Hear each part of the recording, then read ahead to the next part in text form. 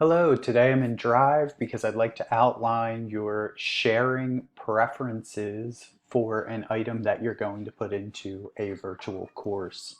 So I'm going to use this super awesome template as my example. This works for any kind of item that you upload or create in Drive. So if I click it one time and then go to the little person with the plus sign, I'll see a layout here that lets me add specific people that I'd like to make either editors, commenters, or viewers. And it also gives me an overall share preference. I'm going to really talk about this overall share preference because you're in your course going to be sharing to a whole class.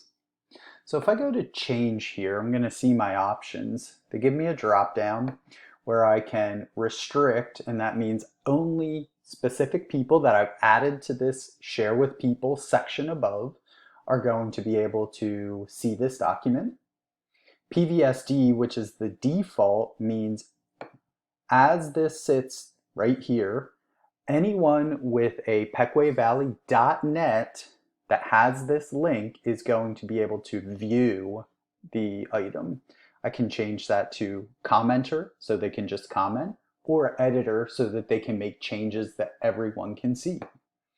I can also choose to make this an anyone with the link. Anyone with the link means that anyone with the link will be able to, at this point, view the item. I can also change to commenter or editor. So why would I change from PVSD to anyone with the link? If, for example, you want to send something through Schoology or Class Dojo that's going to go to parents, you're going to want to choose anyone with the link because our parents aren't going to have a pecwayvalley.net address that they're signed into, and therefore if they click that link, they aren't going to be able to view it. Whereas if I'm sharing just with our learners, I should select PVSD because they should already be signed into their pecwayvalley.net account. And the additional thing that that does is when they click that link and they're signed into their pecwayvalley.net, the item also goes into their shared with me section in their drive. So they have that there forever. They can search their drive and they'll be able to find this item later on.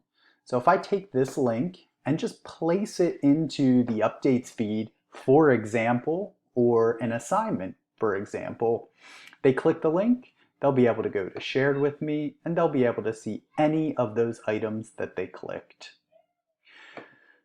I hope that this overview of share settings inside of Drive was helpful, and as always, thanks for watching.